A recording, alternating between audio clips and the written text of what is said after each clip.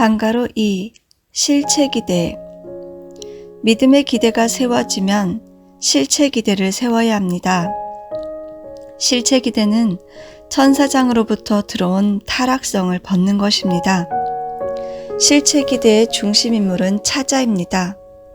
실체 기대에서 실체적 조건은 조건물이 아니고 타락성을 벗기 위한 탕감 조건입니다.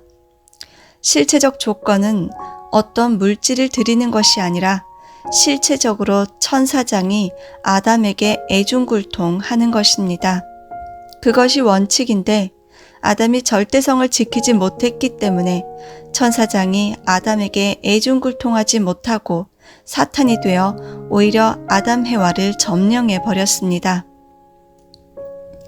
천사장이 아담과 해와를 타락시킨 것이 음란이었습니다. 천사장이 자기 위치를 떠나서 아담 해와를 타락시킬 때 순간적으로 생긴 우발적인 성품이 타락성인데 그 타락성을 벗기 위한 조건은 실체 기대에서 세워야 합니다.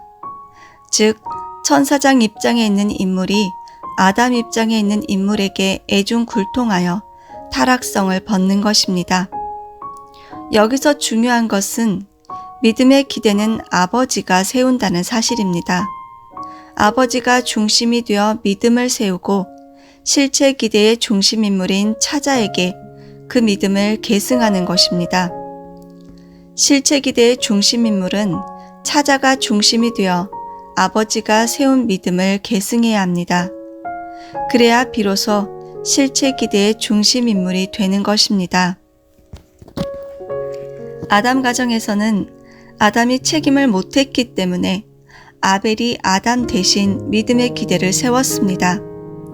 따라서 아벨은 아담의 믿음을 계승할 필요가 없습니다. 아벨이 믿음의 기대의 중심 인물이자 실체 기대의 중심 인물이기 때문입니다. 이처럼 사탄 편에 있는 사람이 하나님 편으로 돌아가려면 반드시 어떠한 탕감 조건을 세워야 합니다. 탕감 조건을 세우려면 가인이 아벨에게 애중굴통해야 합니다. 그런데 가인은 하나님이 자기의 재물은 안 받고 동생의 재물은 받았다고 화가 나서 동생을 쳐 죽였습니다. 거기에서 인류의 투쟁 역사가 시작되었습니다. 방가로 3. 결과. 아담 가정에서 아벨이 믿음의 기대는 세워 성공했지만 가인이 아벨을 살해함으로써 실체 기대가 이루어지지 않았습니다. 그로 인해 아담 가정에서는 메시아를 보낼 수 있는 기대가 세워지지 않았기 때문에 아담 가정에서 복귀 섭리를 이루지 못하고 섭리가 연장되어 아담 가정 대신 노아 가정을 선택하게 됩니다. 아담 가정에서부터 선악의 분림 역사가 시작되었습니다. 타락한 인간이 선악의 모체가 되었기 때문에 선편과 악편으로 쪼개서 선편이 승리할 때까지 투쟁을 전개하는 것이 타락 이후의 인류 역사입니다. 그러므로 인류 역사는 선악의 투쟁사입니다. 하나님은 언제나 먼저 맞습니다. 사탄은 거짓말을 해서라도 치고 빼앗아 가려고 합니다. 그러나 하나님은 언제나 원리와 법도에 따라 다시 찾아오는데 원금의 이자까지 붙여서 찾아옵니다.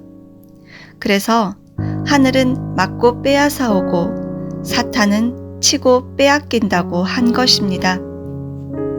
악은 항상 선보다 먼저 출발합니다. 하나님 편에는 하나님이 대할 수 있는 실체가 없었기 때문입니다. 아벨이 죽은 다음에는 노아 가정이 세워질 때까지 하나님이 대할 실체가 없었습니다. 그래서 가인이 항상 아벨보다 한 발 앞서 출발했습니다.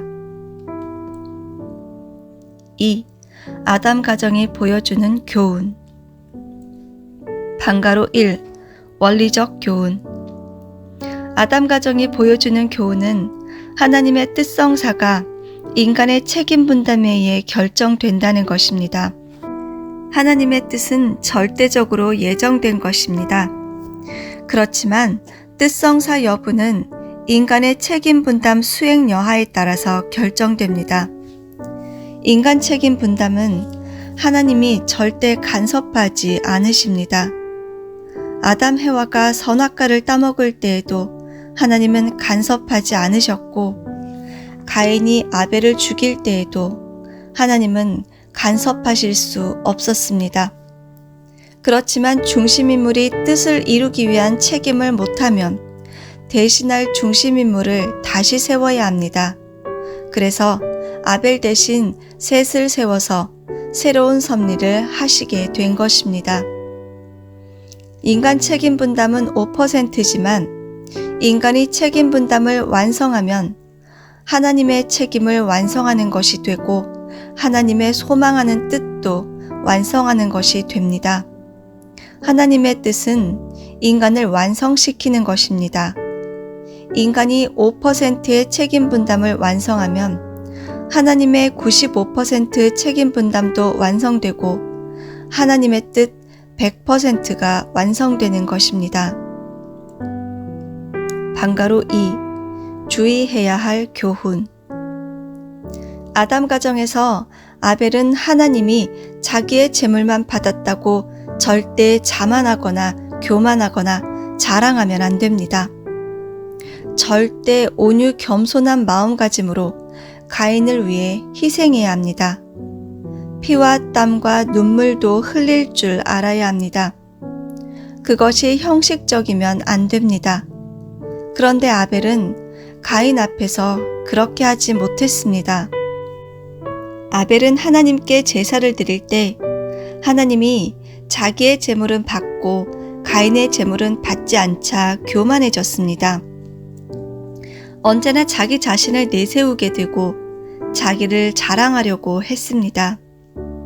또 가인을 위해서 희생하려고 하는 마음을 가져야 하는데 그런 마음을 갖지 못했습니다. 결국 아벨은 가인에게 맞아 죽고 맙니다. 아벨은 교만하지 말고 자랑하지 말아야 합니다. 언제나 온유 겸손하고 희생하는 마음을 가져야 합니다. 아벨의 책임은 가인을 절대 사랑하는 것입니다.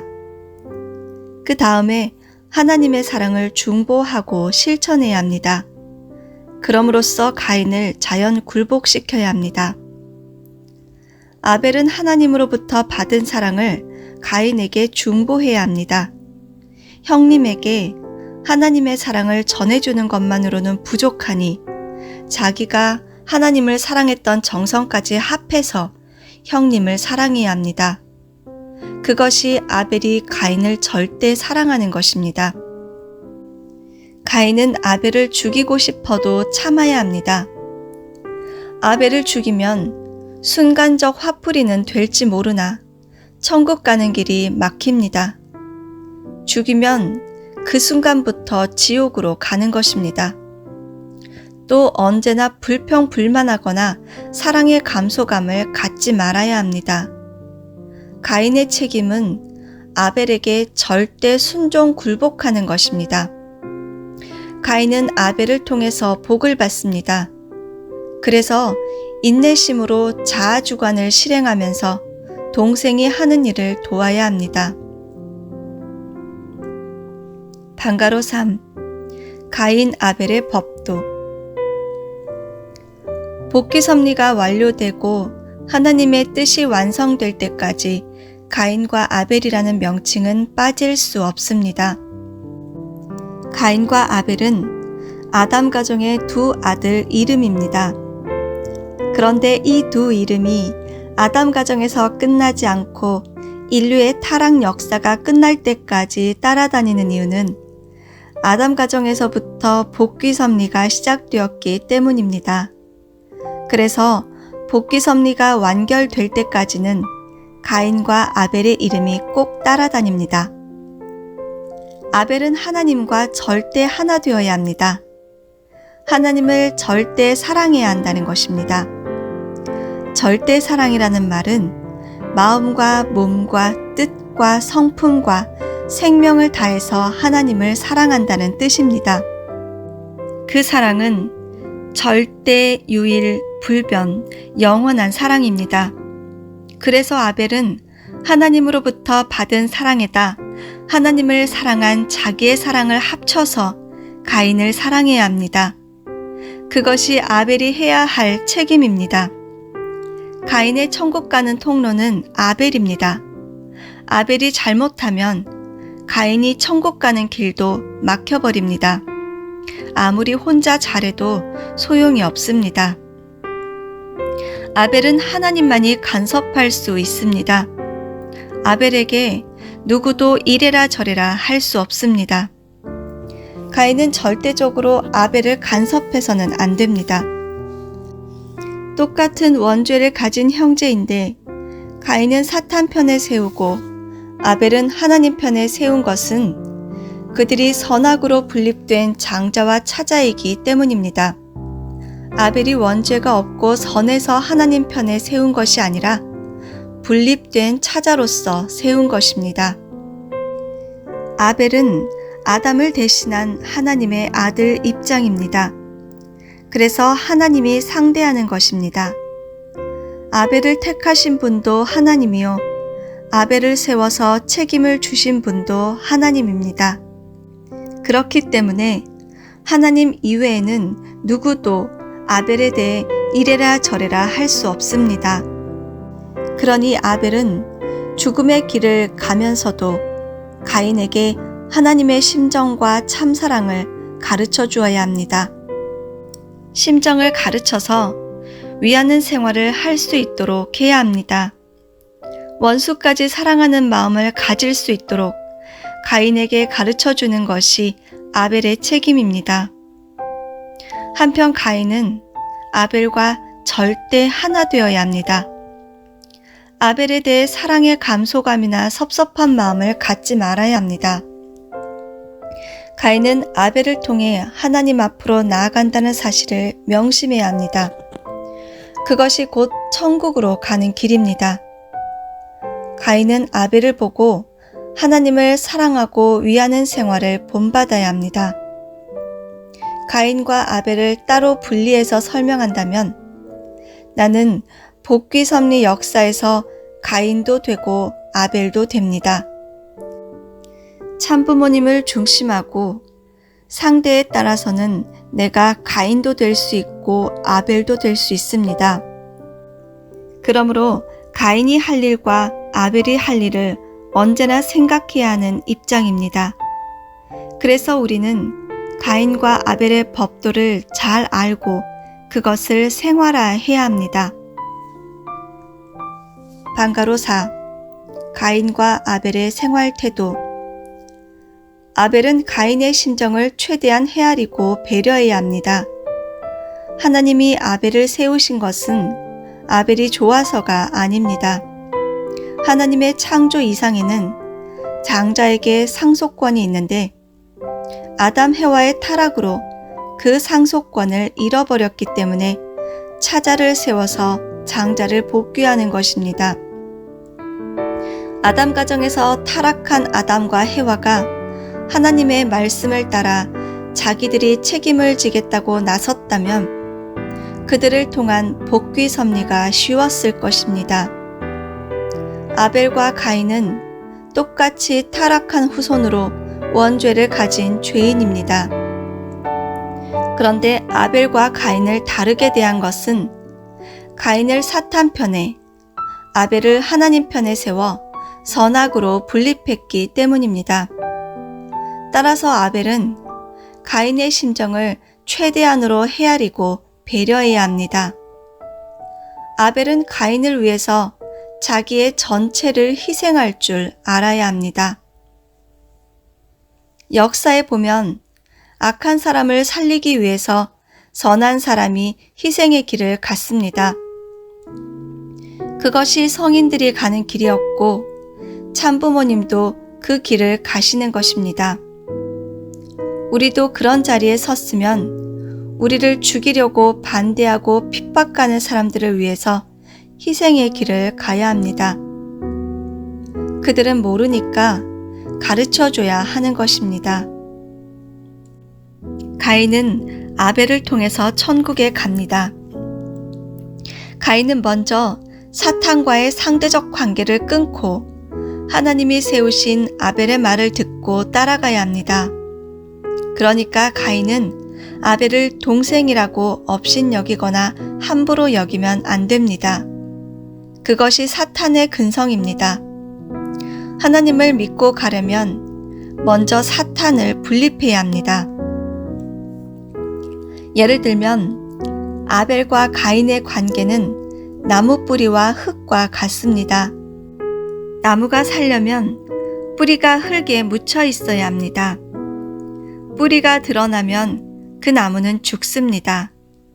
뿌리가 길게 뻗을수록 흙이 잘 덮여 있어야 합니다. 흙은 영양을 공급합니다. 흙이 깨끗하냐 더러우냐가 문제가 아닙니다. 나무를 살릴 수 있는 요소가 흙 속에 있으므로 더럽고 냄새가 나더라도 뿌리는 흙을 부둥켜 안고 있어야 합니다.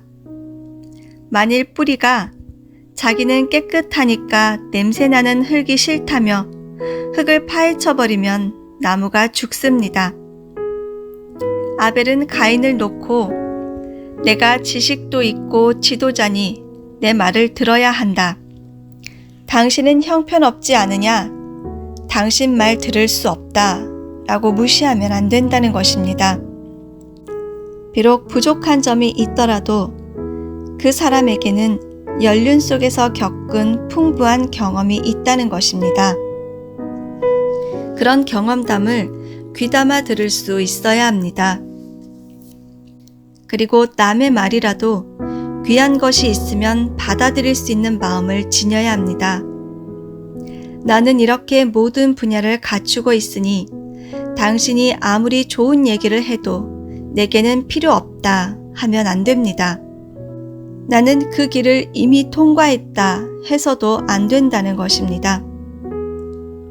그 사람에게는 정말 어렵게 터득한 나름의 경험들이 있습니다. 그런 것들을 기쁘고 감사하게 받아 그를 칭찬해주고 존경하는 마음을 가져야 합니다.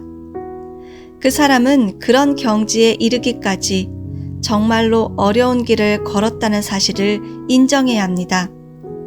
그런 마음을 가져야 하는 것이 진정한 지도자이고 신앙자입니다.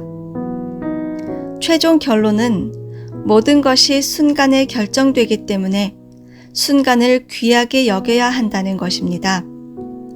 오늘 이 순간이 다른 데서 오는 것이 아니라 나로부터 시작됩니다. 우리에게는 오늘 이 순간이 중요합니다. 순간이 1초라면 모든 것은 1초에 결정됩니다. 그 순간의 결정이 선한 결실이 되기도 하고 악으로 가는 출발점이 되기도 합니다. 그렇기 때문에 한 점이 중요합니다. 하나님도 한 점에서 시작하셨습니다. 그 점은 까맣게 보이지만 그 점 속에는 빛이 있습니다. 그렇기 때문에 빛과 어둠은 따로 있는 것이 아닙니다. 빛이 끝나면 어둠도 없어지는 것입니다. 그래서 오늘날 세상에도 밤이 있고 낮이 있습니다. 언제나 그 순간을 귀하게 여겨야 합니다. 순간이 자신의 일생과 연관된 것이라고 한다면 순간이 잘못되면 자신의 일생이 비참하게 됩니다. 그 순간이 자기의 일생과 연결되어서 좋은 방향으로 출발하면 그 일생은 좋은 결실을 봅니다. 그것은 나로 끝나는 것이 아니라 하나님의 섭리와 연결되어 있습니다. 어떤 지도자가 하나님의 뜻을 대하는 중심에 있다면 그가 하나님의 섭리에 미치는 영향도 큽니다. 자기가 맡고 있는 교회면 교회, 지역이면 지역의 생명길을 열어줄 수도 있고 막을 수도 있습니다. 오늘 우리를 중심하고 벌어지는 일들이 순간에 결정된 것 같지만 그것은 오랜 준비를 거쳐 이루어진 일입니다. 아담과 해와도 순간에 타락했지만 그런 자리에 가기까지는 많은 시간이 걸렸습니다. 또 가인이 아벨을 죽인 것도 단순히 제물을 받아주지 않는다고 화가 나서 바로 죽인 것이 아닙니다. 거기에는 오랜 시간 축적된 원한이 있습니다. 아벨도 오랜 시간을 두고 원인을 제공했다는 것입니다. 그러나 가인이 순간의 잘못으로 동생을 죽였습니다. 그런 일이 아담 가정에서만 벌어지는 것이 아닙니다. 개인의 생활과 하나님의 섭리가 순간과 연결되어 있다는 사실을 명심해야 합니다. 방가로 5. 죄의 근원. 오늘날 인류가 저지르는 죄는 수없이 많습니다. 절도죄, 살인죄, 음란죄, 그 외에도 크고 작은 죄들이 많습니다.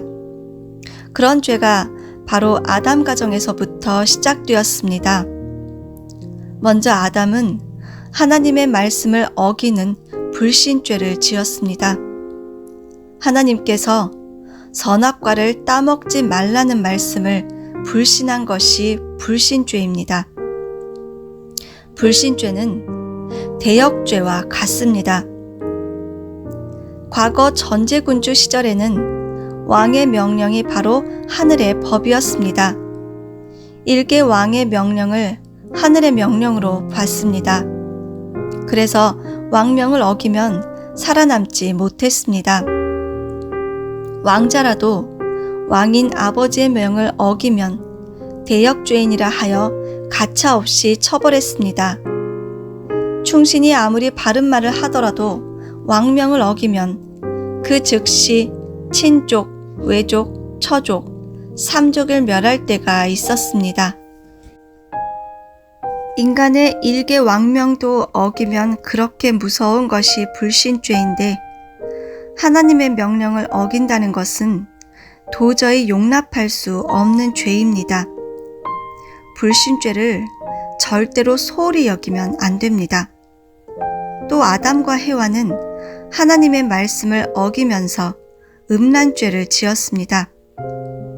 그의 자식들을 보면 형인 가인이 동생 아벨을 죽이는 살인죄를 저질렀습니다.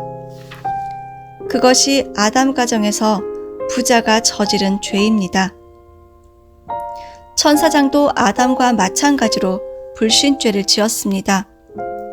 주인인 하나님의 말씀을 어겼습니다. 천사장 역시 대역죄를 지은 것입니다. 그리고 거짓말죄를 지었습니다. 하나님은 따먹지 말라고 하셨는데 천사장은 해와에게 따먹어도 좋다고 거짓말을 했습니다. 섭리 역사에서 거짓말을 한 첫 번째 존재가 천사장 루시엘입니다. 거짓말을 하면 처음에는 잘 될 수도 있지만 나중에 비참하게 됩니다.